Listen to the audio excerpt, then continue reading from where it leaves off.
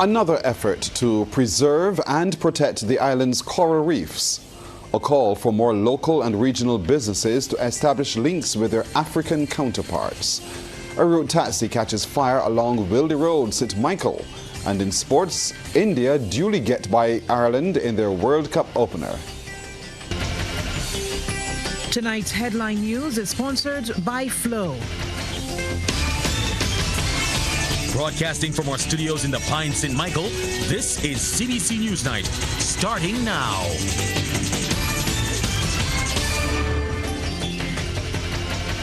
Good evening, I'm Pearson Bowen.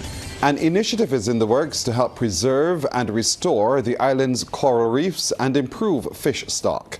Acting manager of Folkestone Marine Park and Reserve, Carlos Jilks, tells CBC News about the new initiative. It comes as the park held activities to celebrate World Environment Day. Sharika Griffith has that story. The University of the West Indies is seeking to place a coral nursery at Folkestone Marine Park, St. James.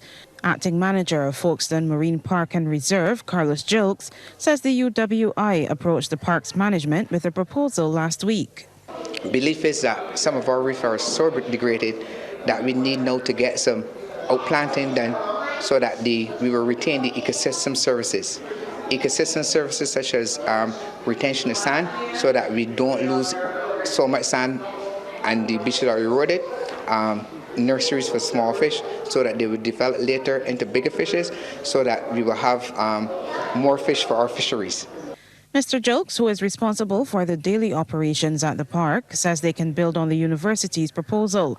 In fact, he says while Folkestone is the only protected marine space in Barbados, there are benefits to reap from getting involved in such projects.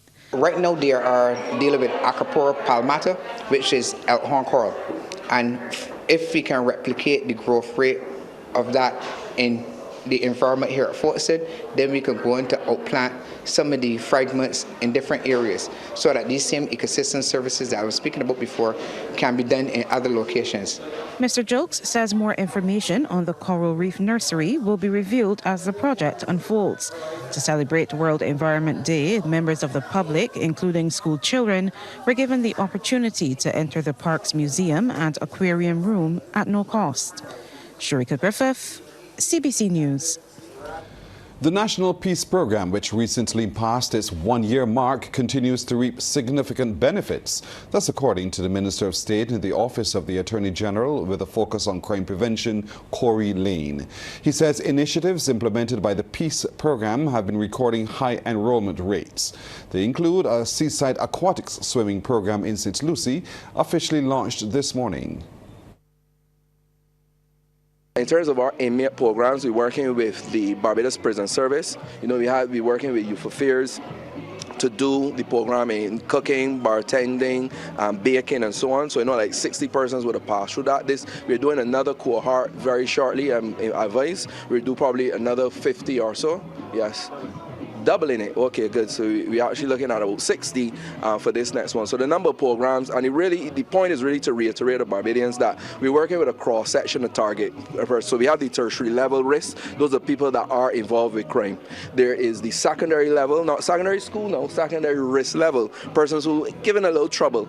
And then the primary risk level, those are not involved in anything as yet, and we're trying to keep them away from it.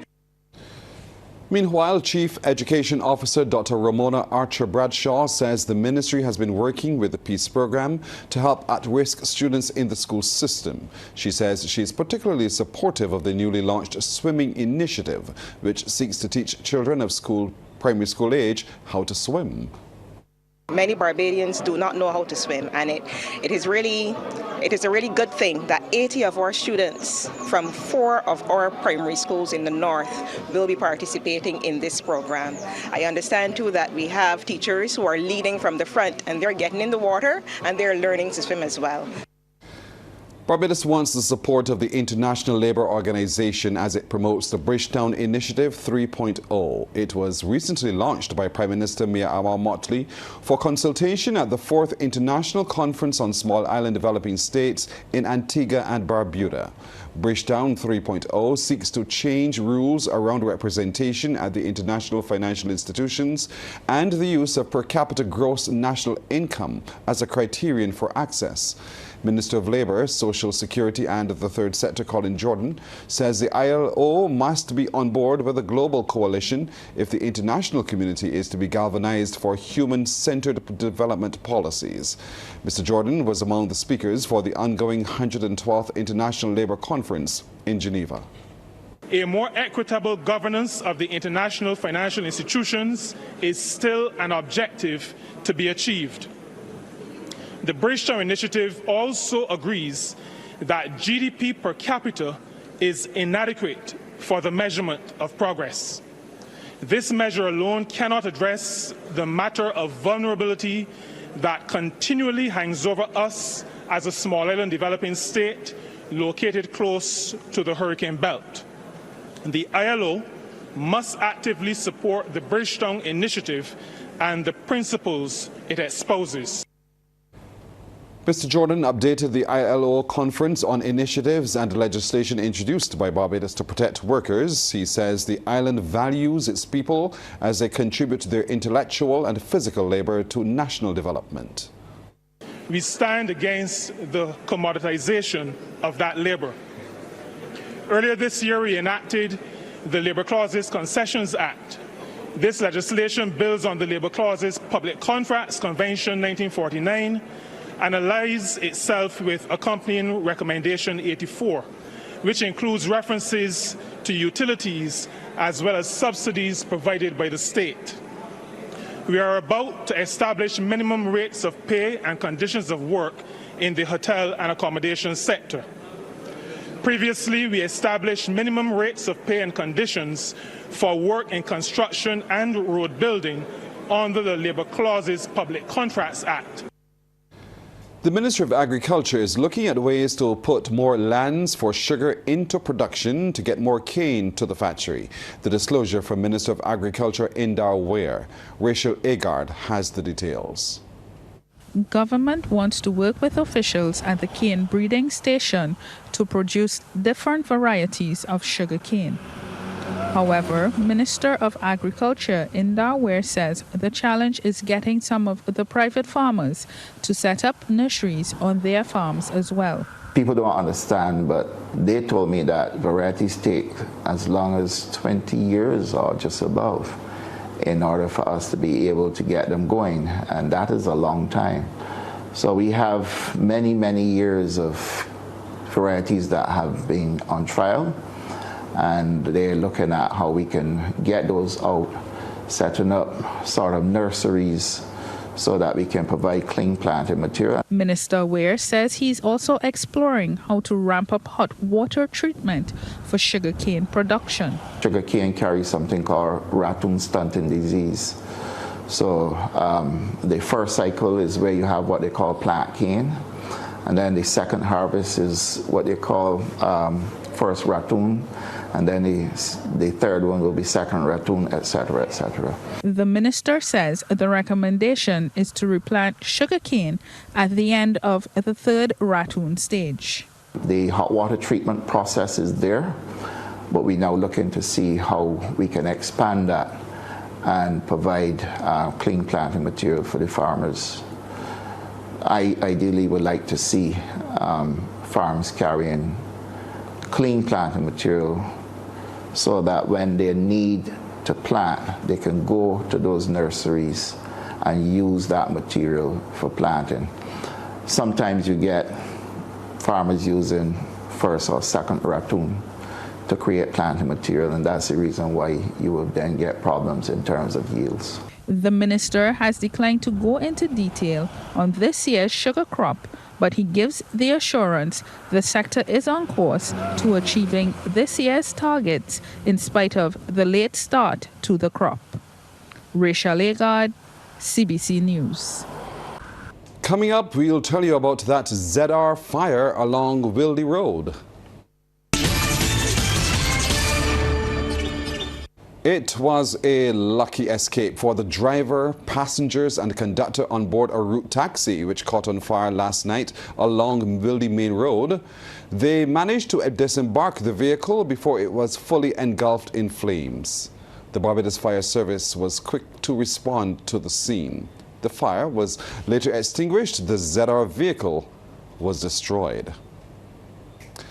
Barbadians and other business people from across the region are being urged to attend the 3rd Africa-Caribbean Trade and Investment Forum. The plea from Acting Chief Operation Officer of Afreximbank, Okechukwu Ihejarika, who says there needs to be more buy-in from the people in Barbados and the wider region. He was speaking during an interview with CBC News.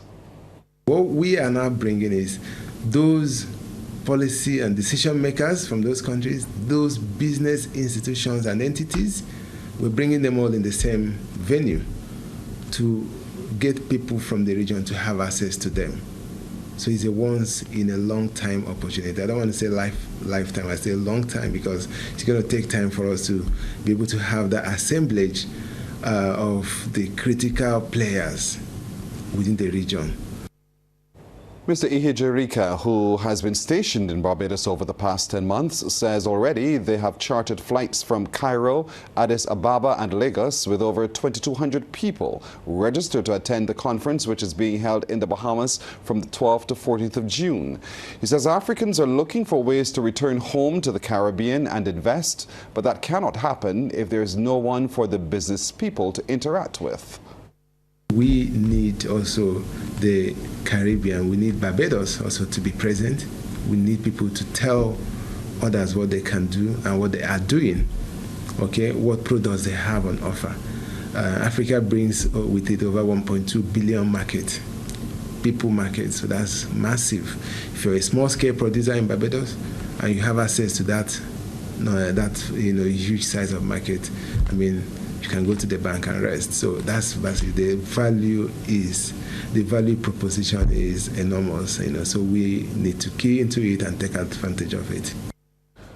Barbadians have the option of drinking more water thanks to the public Newport water cooler stations across the island. Their installations fall in line with the Hydrate Barbados program, which encourages student hydration, supports the drive for national well-being and the fight against single-use plastics. And over the past 3 years, the 26 sites have gained popularity, being used over 2 million times. Newport's marketing executive, Janelia Auguste, provided the update as she spoke to the media at the Lestevon School, where the latest cooler station was unveiled in collaboration with the Barbados Diabetes Foundation and the Great Pacific Charitable Trust. With these stations, we are providing free chilled water. And we've seen the impact that it has had on schools. Right now, our last tally, in total, we have 26 stations out there, and we have 2.5 million bottle fills so far, over 2.5 million bottle fills so far since 2020. Principal Suzette Holder has thanked the donors who have made the cooler a reality.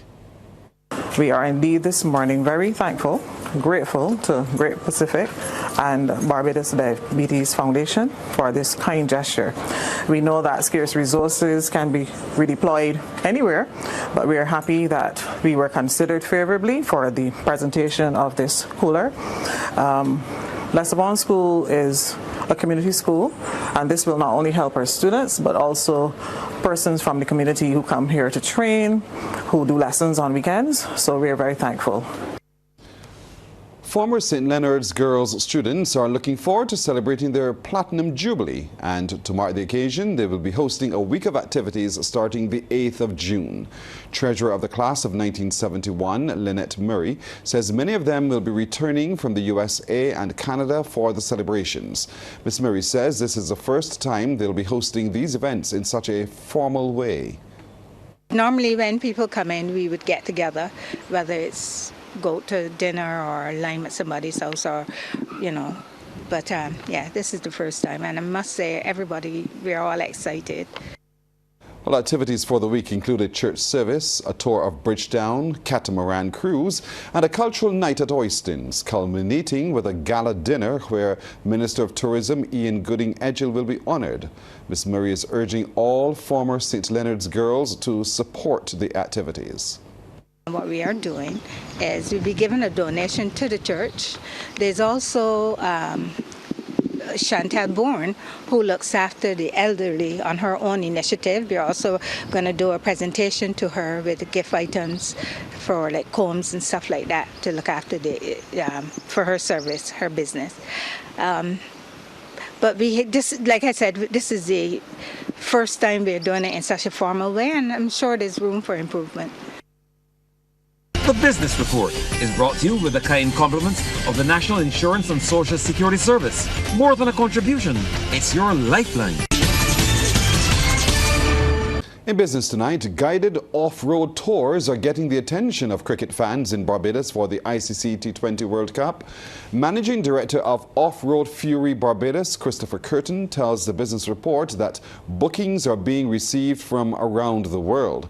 He says the off-road go-kart experience is on the bucket list of many people. For the month of June, it's looking pretty good with the World Cup cricket. Persons coming in to do World Cup and they are booking this off-roading experience as well too, right? So I must say, as I said, bookings are coming in from all over. We're seeing bookings for the weekends, all during the week as well. I guess persons are coming and doing some activities before they go to the cricket games and so on, and after the cricket games, and it's going pretty good. So I'm liking what I'm seeing with the bookings here so far at Off-Road Fury Barbados for this World Cup cricket period here for the month of June. Mr. Curtin says the tours include miles of trails across the countryside, and bookings for summer are also up. We're also seeing lots of bookings coming in for the summer period. So the crossover period is looking pretty good. Summer period is looking pretty good as well too. We do get a lot of bookings from the US in particular when it comes to crossover and the Caribbean islands as well too, especially Trinidad, Jamaica as well too. And if you stretch it further down into the winter period, it's looking good as well too, looking promising. We're getting lots of inquiries as well, taking us all down into October, November and December for the winter period. So we're going to see how that goes for the off-roading period here in Barbados. Mount Gay Rum has paid tribute to one of its late employees, naming a rum in his honor. The 7th edition to the Master Blender collection, the Coffee Still Expression, a tribute to blues, was launched at the St. Lucie Distillery. The limited edition release is named after the late Reynold Blues Hines, who died in 2021 after more than 50 years of service to the company.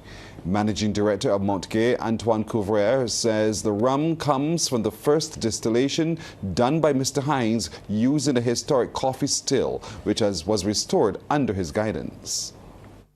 This Mount Gay full copper coffee still is one of only 3 globally.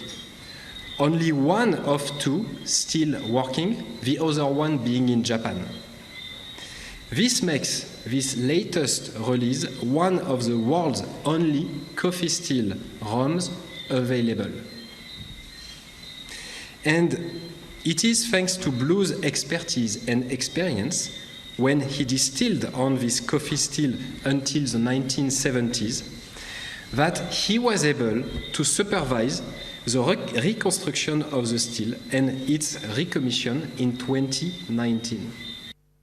Speaking on behalf of the family, grandson Tishon revealed that Mr. Hines' legacy continues with his son Wave Rollock, who also works as a distiller with Mount Gay.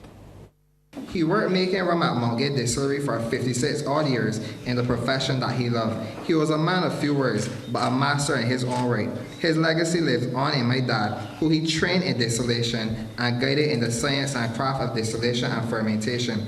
He has left an indelible mark at the distillery, of which we all are proud of. He was passionate about his job and believed in sharing what knowledge he had with the staff. Time for the second half in sports. Damien. Thanks so much, Pearson. Well, the annual Barbados Ninja Throwdown is set to take place in August, with several competitors already confirmed. CBC's Anne Margaret Boyce has more details. More than 100 ninja warriors are set to compete at the annual event here in Barbados in August. Speaking during a media conference, Director Leonard Hines said this year the competition will be held at Feather and Lane in St. John over 2 days. August 23rd and August 24th. Hines explained the shift from 1 day to 2. We realized that having the event over 1 day is quite a long time. It does wear it down quite much, and then the supporters don't get to see, like the elite people go through. So like on the Beijing rotation, for example, they're doing a forward swing into a blind grab. That on its own, I can't do that. But we have people that have put the time in and training in that can do it, and some locals are going to be doing it as well too. So it'll be great for them to showcase the talent and encourage more locals participants to come out and practice and train and whatnot. The director also provided details about the new course, which promises to enhance the level of competition this time around. There's going to be a lot more big swings, big moves, and based on the names that are coming both locally and from overseas, it's going to make for a nice, people on their seats, right? So we've done it over 2 days this year. On the 23rd of August, we're going to have the kids, mature kids, preteens, and masters categories. And then on the 24th, we'll be having the teens, young adults, and elite competitors. Manager of sports at the Barbados Tourism Marketing Inc., Kamal Springer, relishes the Ninja Throwdown as another opportunity to showcase Barbados as a sports tourism destination. It gives the BTMI an incredible set of tools to use to promote in these various destinations, and we intend to do so heavily over the next year. It is incredible to see that in Barbados we have some of these sporting entities that can reach out to the world and make these fantastic relationships to generate the visitation here and the global awareness to let hundreds and hundreds of people come to Barbados to experience this fantastic event. As part of the promotion, several obstacles along the course will be named after historic landmarks in Barbados. Anmar Goodrich-Boyce, CBC Sports.